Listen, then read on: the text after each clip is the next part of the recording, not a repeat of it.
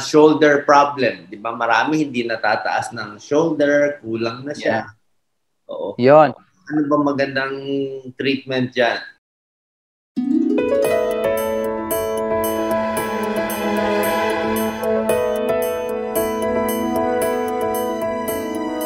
Pagdating naman, Dr. June, sa mga shoulder problem, di ba? Marami hindi natataas ng shoulder, kulang na siya. Yeah. Oo. Yon. Ano ba magandang treatment dyan? Ako, Doc, napaka-common yan, yung frozen shoulder. Ang frozen shoulder, napaka-common na diagnosis. Sometimes you don't even know. Frozen shoulder is also known as adhesive capsulitis. It means may inflammation yung capsule, yung joint capsule natin. So, ang ginagawa ko dito, depende kung ang shoulder pain or frozen shoulder mo secondary to tendinitis or after surgery or essential frozen shoulder, mag-umpisa tayo again yung mga upright posture, no? Mag-shrugging. Yan, shrugging. So you can do this and then you can do shrugging exercise. Shrugging exercise, ganyan. So shrug, napakasarap nito. You can do backward motion para yung mga scar tissue sa ating joint capsules ng shoulder, na be-breakdown natin. Yan, siguro mga 30 repetitions lang, Doc. So yung kamay natin nakaganyan para ma-assess natin. Yan, ganyan. So 30 repetitions and then forward. Yeah, just like that, Doc. 30 repetitions. Okay. All right, so after warm-up exercise, magagawa tayo ng, this one is very effective. Ito yung tinatawag na pendulum exercise. Yung pendulum, we're gonna use 2 pounds weight or kung yung any canned goods na 2 pounds or 1 pound. So this one is the dumbbell. So number one, ang purpose nito, yung traction, ino-open up ang ating shoulder joint. So i-move mo yung shoulder using your body, you sway. You start with flexion, extension. So gawin mo ito ng mga 30 seconds. Ayan. So yung weights, ang ginagawa niya, pinupull yung shoulder, i-open up yung shoulder, mabe-breakdown natin yung scar tissue. Napakaganda nitong exercise na ito. And then you can start doing circular motion. Ayan, circular motion, 30 seconds. After 30 seconds, circular motion. And then you can do a different motion. O yan, nagko-cross na yung kamay ko all the way hanggang sa pataas. Ganyan. Yon. So idea, different range of motion. Kasi ang shoulder joint natin, 300 yung movement siya. Madaming movements ito. Ito yung pinaka most mobile joint sa ating katawan, yung shoulder. So you can do 30 seconds, different range of motion. Napakagandang exercise ng pendulum exercise. Ito yung sa frozen shoulder.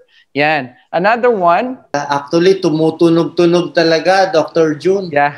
No? Yeah. Ginawa ko ngayon talaga, nagtunog-tunog siya. Siguro may 6 na tick, tick, tick. So, break.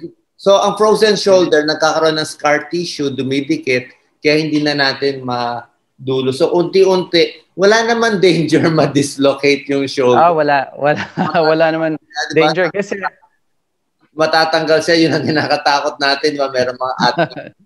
Yeah, wala naman side effect. Ang problema dito, yung mga pasyente na if they feel pain, they stop doing this exercise. Wag nating ipupush yung ating shoulder maigi. Yung mga yung iba talagang pinupush, wag sobrang stretch, Kasi it doesn't make sense na i-stretch. Sobrang sasakit siya. So start with hanggang sa kayang pain tolerance lang. Ito yung cane. You can use a cane. So gagamitin niyo yung cane. Hawakan niyo yung dulo. Make sure pag mag-exercise, thumbs up. Ayan. Yes. Tennis racket. Ayan. Yeah. So, ang specific, yung mga technicalities, yung mga thumbs up, nakataas lagi yung thumb. Kaya, yun yung proper body mechanics, yun yung tamang movements ng ating shoulder. So, mag-umpisa tayo ng shoulder. We can do shoulder flexion. Kung ang kaya nyo lang, ganito, masakit na dyan, push it a little bit for 5 seconds. Ayan, ganyan. And then bring it down, and then stretch again. And then do this for 10 repetitions for 5 seconds. I-move ko siya na ganyan. And then down. And then up. And down. 10 repetitions.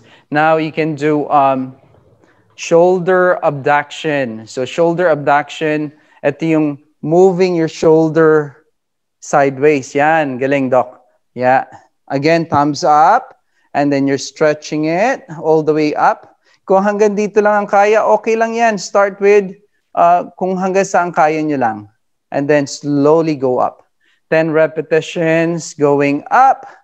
Okay, just like that. 10 repetitions. Another one, napakadaming gamit ito. Itong ating cane. You're gonna do external rotation and internal rotation. Okay, so external rotation, you're gonna use, kailangan yung elbow nakadikit sa ating katawan. You're stretching it. Hold it. Ito, masakit ito. Yan. Stretching it for 5 seconds. Yan, ganyan. 10 repetitions hanggang sa kaya. Ano po? Yan, ganyan. 10 repetitions, 5 seconds. Yan. Tapos, gawin nyo lang yan, tuloy-tuloy. Yan ang ating mga exercises. Another one, ito, pinaka-importante ito. Ito naman, ito yung tinatawag nating internal rotation. Ito yung pinaka-matagal gumaling, lalo na yung maglalagay ng bra. Napakasakit ito. So, ang gagawin natin, ito yung belt. You can use a belt, you can use a towel. Ilalagay nyo sa likod. Alright, papakita ko sa inyo. Tapos, hahawakan nyo ito. Ayan. So, you're stretching the arm. Kung hanggang dito lang ang kaya, pull nyo lang. Masakit ito. So, hanggang dyan lang. Hanggang sa mag-progress yung ating range of motion na ganyan. Okay? So, I'm pulling it this way using a belt or a towel. Yan. Mga 5 seconds and you do it 10 repetitions. 5 seconds, you do it 10 repetitions. Just like that. Yeah. Actually, Dr. June, lahat ng ginagawa mo, feel na feel ko. Kasi nga, ang nangyari sa akin, parang nagkaroon ng problem dito sa shoulder ko. Kaya nakita ko minsan, paghugas ng kilikili, mahirap. Pagbuhos sa puwet, mahirap. Kaya ngayon, itong right ko pala, kulang dito. Oo. Tapos ito nga ginagamit ko, minsan tuwalya, pataas. Pero yung pain lang kasi, parang pag ini-stretch mo siya, talagang masakit. At parang dito ang napupunit eh. So, at least ako tumataas na naman pa konti-konti. So, how much can we push it na up to where? Hanggang saan ba dapat, anong area inaabot natin? Hanggang sa kaya mo. Mag-umpisa lang sa hanggang sa kaya lang. Don't push it too much kasi hindi nyo maitutuloy yon. So, make sure dahan-dahan hanggang sa mag-progress. Unti-unti lang. Hanggang dito sa belt nyo muna, hanggang dyan. Tapos may goal kayo hanggang sa lumagpas na sa belt line nyo. Yan. So, yan ang ating unang gagawin. Hanggang dito lang, napakasakit na ito eh. Usually, yung mga pasyente ko, hanggang dito lang nakakaya. After doing 2 sessions, nandito na siya sa belt line. So, wag masyadong masakit. Kasi yung mga old school na ginagawa namin dati, talagang we're really pushing it. So, nagkakaroon ng pain inhibition yung mga pasyente. So, they're really fighting us. So, ngayon, yung mga based on studies, kailangan gentle stretching tayo mag-umpisa. So, hanggang saan ang goal natin? Up to the mid-back? Hanggang sa, kung kaya natin, hanggang sa mid-back or all the way to the opposite of the shoulder blade, yung sa scapula natin. Opposite shoulder blade. Yeah. Kaya ba namin maabot yan? Or parang... Pagka seniors na, above the belt line, okay na yan. O hanggang doon sa matanggal mo yung hook ng bra. Yeah. Yan. Yes, napakahirap po to. Napakaganda mga exercises. Pagdating naman, Dr. June, dito sa shoulder mismo, meron bang ginagawang massage dito? Yes. Sa atin dito, ito, hindi lahat itong technique na to bihira talagang ginagawa. So, ito ang pinaka magandang massage technique sa mga frozen shoulder, usually dito sa armpit. Ayan, kasi yung ibang therapist, they're not gonna touch your armpit. So ito, ang mga may frozen shoulder, nandito yun na rip, no? Nandito yung problema. So, nandito sa ating below, yung mga muscular, yung makapal na tissue dito sa ating armpit. Wag lang dito sa may gitna kasi nandiyan yung ating mga nerve, yung ating mga blood vessels. So, wag niyong gagalawin yan. So, nandito sa mga may muscle dito. So, imamassage natin, circular motion na ganyan. Ganyan lang. Yan. Ito yung usually na masakit dito. Ayan. So, circular motion. Let's do this for 30 seconds. And then I use my Dr. Reyes liniment cream. I have my own. So, pwede rin yung coconut oil. I-massage natin yun dito. Just like that. 30 seconds, Doc. And then, kung hindi kayang iangat dito, yun, pinakita ko lang yung motion. So, igagalaw nyo lang yung shoulder, ganyan. Yan. So, masarap siya talaga, Doc. And then, i-massage natin yung, pagka may frozen shoulder, lagi tayo nakakuba. Yung forward head posture, nakaganyan. So, i-stretch natin, i-massage natin itong pectoralis major muscles, itong chest muscles natin, palabas, pa ganyan. Yun. Ayan. So, hanggang sa yung posture, may improve, igagalaw natin. Ganyan, Doc. Yeah. So, that circular motion, 30 seconds, i-open dito. Kung wala kayong, you can use coconut oil, i-massage yan, and then circular motion. Napakaginhawa yan. So, libreng therapy. Sobrang dami ng tinuturo natin ni Dr. June Reyes. Siyempre, ililink ko yung Facebook and YouTube channel. Napaka-important. Dr. June Reyes, sa experience mo sa frozen shoulder, ilang % ang gumagaling at nag-i-improve sa'yo? Dito sa Reyes Physical Therapy, ang depende sa frozen shoulder, matagal gumaling ito. Pero based sa experience ko, in just 6 weeks, nag-improve siya ng 90%. Wow. 90%. So talagang learn yung mga binigay ko sa inyo mga exercises. Yon ang pinaka-effective na exercises based sa aking experience. At makakatulong ito sa ating mga lolos and lolas, lalo na sa ating mga overseas Filipino workers. Last question sa frozen shoulder, Dr. June. Paano yung minsan masikip yung ganito? Okay rin ba yung ganitong stretch? Parang in-stretch mo siya dito. Maganda itong stretch na ito. Itong YTW, importante ito, Doc. Kasi usually ang frozen shoulder, nagpo-forward head posture tayo. Nakakuba kasi laging masakit. Nakaganyan, no? So, ang gagawin natin, may door.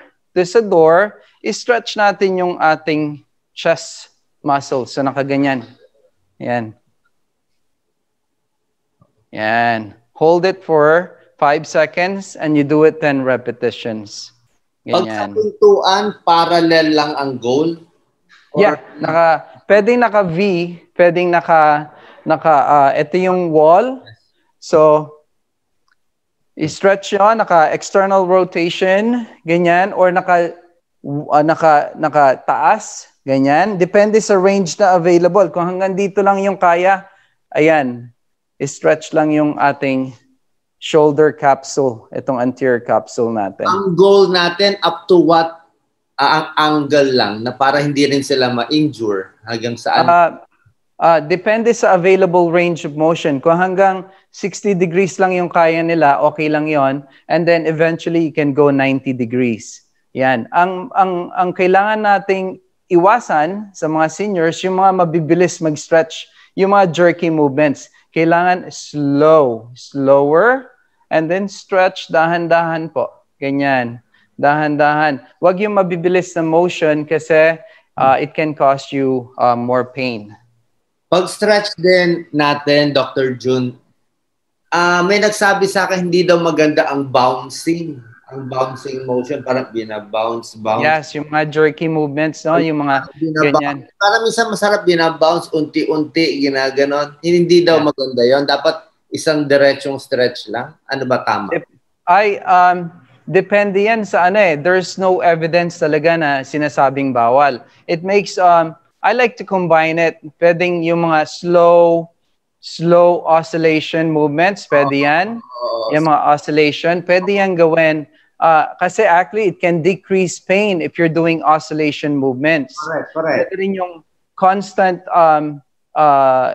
like constant stretching or steady stretching or static stretching for 30 seconds, okay din yon. So it depends. Pwede nyo i-combine, pwede nyo gawin. Ang bawal lang yung mga mabibilis, yung mga ganyan.